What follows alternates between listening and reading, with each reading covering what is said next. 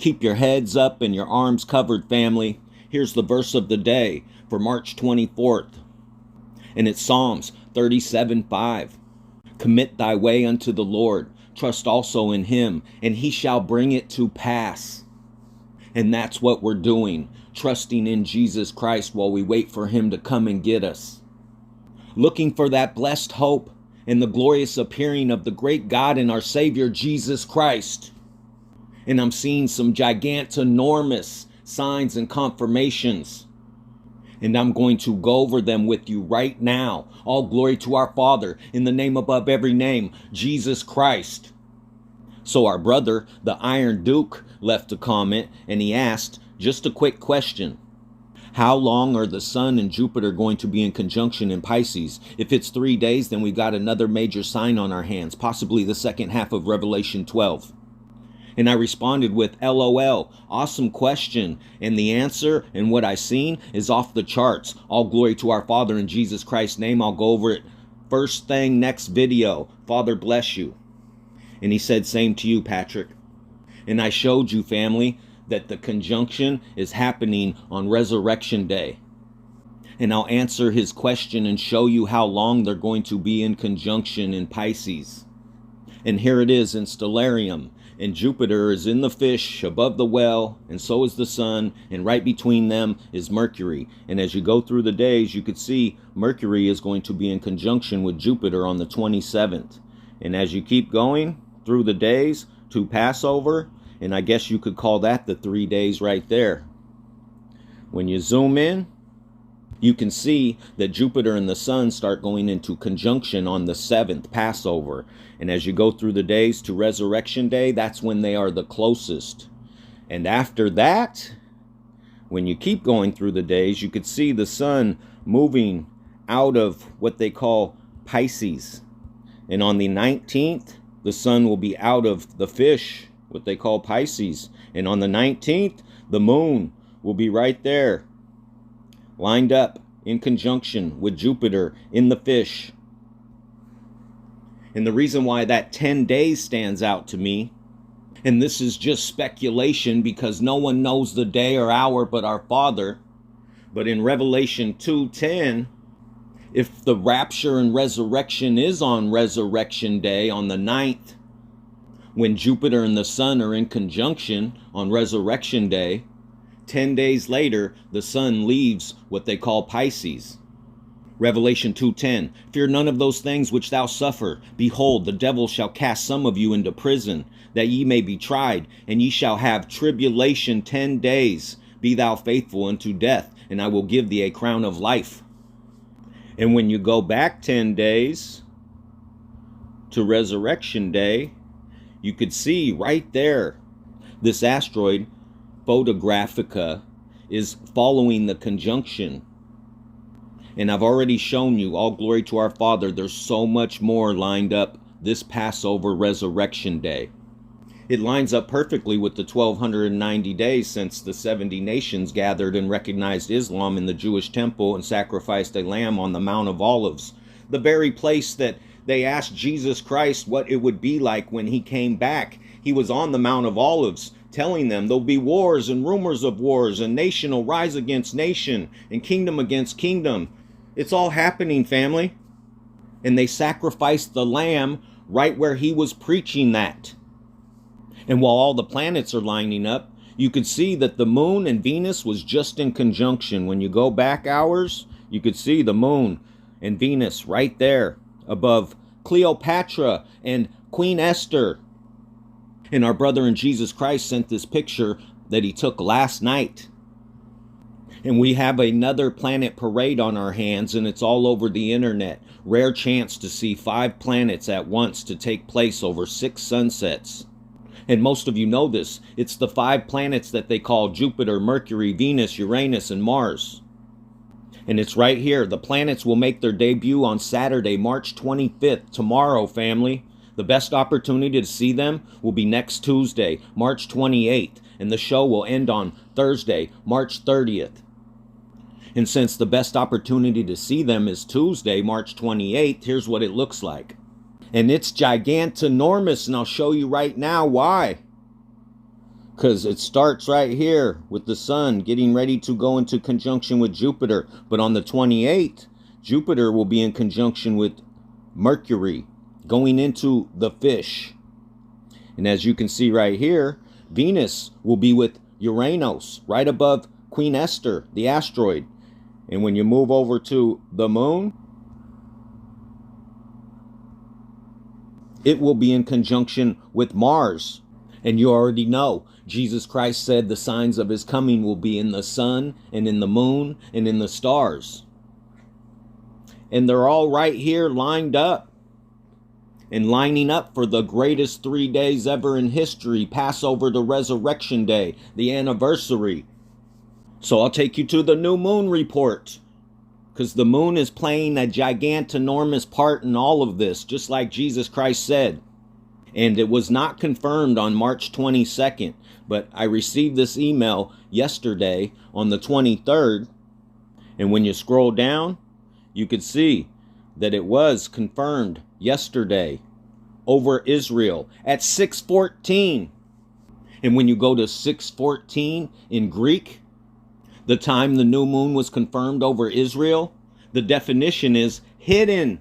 Usage, hidden away, secret, stored up. And when you go to 6:14 in Hebrew, the definition is literally ingathering, harvest. And the signs are in the sun and in the moon and in the stars. So now I'll take you to the sun.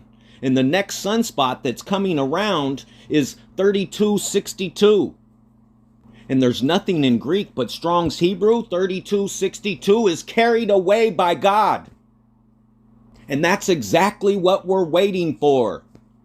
And the auroras are off the charts. As you can see right here, it says severe geomagnetic storm. Forecasters completely missed this one. On March 23rd, 24th, the aurora is spread into the United States as far as Colorado and New Mexico. And it says, the show blew my socks off. And as you can see right here, northern lights spotted over Mount Shasta. Now I'm going to show you something extremely gigantinormous that I can't believe that I missed. All glory to you, Father, for showing it to me.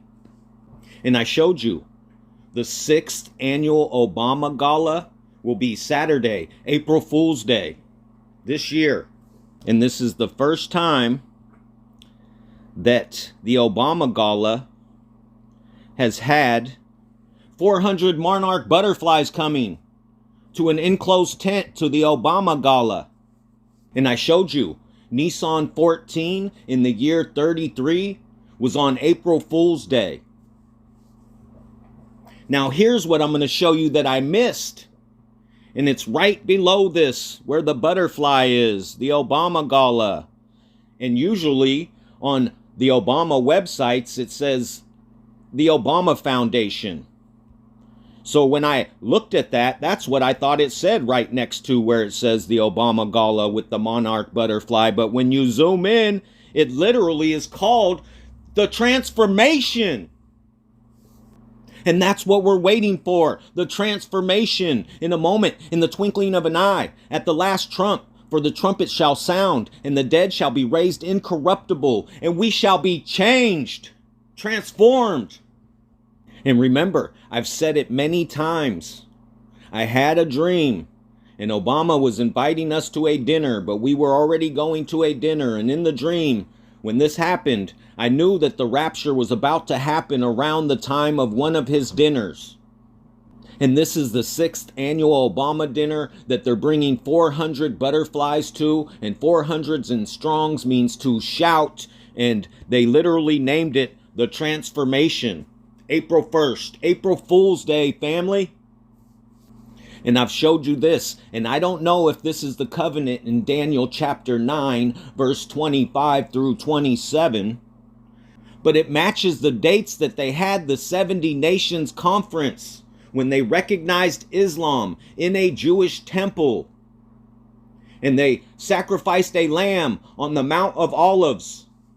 And Passover will be 1,290 days since September 25th, 2019. And Resurrection Day will be 1,290 days since September 27th, 2019. It lines up perfectly with Passover and Resurrection and the 1,290 days. And these are facts. Now I'll take you to verse 29, because this is gigantinormous. Immediately after the tribulation of those days, shall the sun be darkened, and the moon shall not give her light, and the stars shall fall from heaven. Well, when you look at it in the original text, tribulation, it's right here. Verse 29, immediately, yet after the affliction, constriction. It doesn't even say tribulation. It says immediately, yet after the constriction, the affliction. And when you zoom in to that word, that in the King James Version is tribulation, in the original Greek text it's affliction, it's G2347. It's right here. Strong's Greek 2347. Imagine that. Tribulation, usage, persecution, affliction. Are you catching it, family? 2347. We're in the year 2023 and Passover is on 4/7. And I don't know what else to say except the resurrection's about to happen. The rapture's about to happen. Tribulation is about to happen. Affliction is about to happen. 2347. And I showed you, when you calculate from and including Tuesday, November 8th, the total blood moon eclipse and the conjunction of Mercury and the sun in the scale, to and including Sunday, April 9th, this year, Resurrection Day, the result is 153 days, like the Great Catch. And when you calculate from September 25th, 2019, when this conference started, the gathering of the 70 nations, and you add 1,290 days, it lands on Passover, April 7th. And when you go from the middle of this conference, when they recognized Islam as God in a Jewish temple, and you may be perceiving, and remember, the Knesset, Netanyahu's new government, is pushing a ban on Jesus Christ now. Almost 1,290 days since they recognized Islam as God. When you add 1,290 days, it lands on April 8th. The same day that Hebcal and the Torah is saying that's Resurrection Day. And when you go from September 27th, 9/27, the last day of the conference of 70 nations gathering to recognize Islam and sacrifice a lamb on the Mount of Olives, and you add 1,290 days, it lands on Sunday, April 9th, Resurrection Day on our calendar. You can't make this up. It's precise. These are facts. And we're about to see if it's the resurrection, if it's the rapture. But I'll tell you right now, nothing happens unless our Father allows it. This is lined up perfectly. And speaking of Resurrection Day, I'm hoping that's it. And he opens the graves on the anniversary of the last time he opened the graves. And I've been casting the burden upon him to get Christina a headstone for her gravesite, because I haven't had the money to buy one, and I don't right now. And I have other things that I need to take care of as well. But our Father will supply all our needs according to the riches and glory of Christ Jesus. And I've been looking at headstones, and this is very difficult for me. But I'm trying to knock it out and get this done. And I'm hoping that I could get one put on her gravesite before Resurrection Day or by Resurrection Day. Just in case it is the rapture, just in case it is the resurrection, just in case God brings Christina's body back to life on that day. And we know that Mary Magdalene and Mary, the mother of James and Salome, all went to the tomb and brought spices that they might come and anoint him. And I've been here in Santa Rosa a few times since Christina escaped, and I've been in so much pain that I have not been able to go to her graveside yet.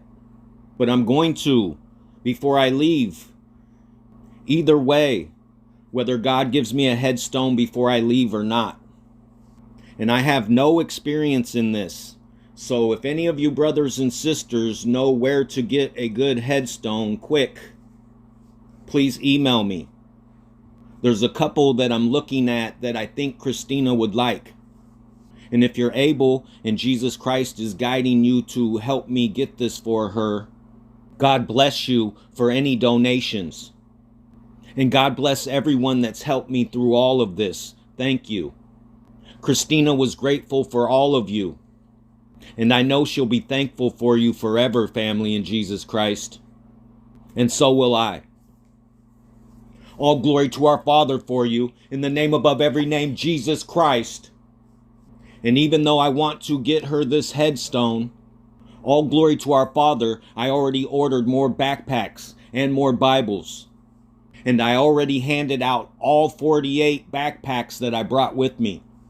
It was easy and a blessing and a privilege. And it's easy because there's people on the streets everywhere.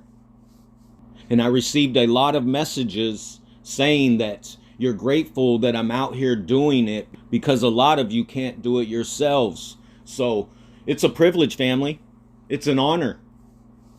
And I'm very thankful. And I'm going to keep pushing, God willing, until he comes and gets us. And it's all for the glory of love. It's all for Jesus Christ.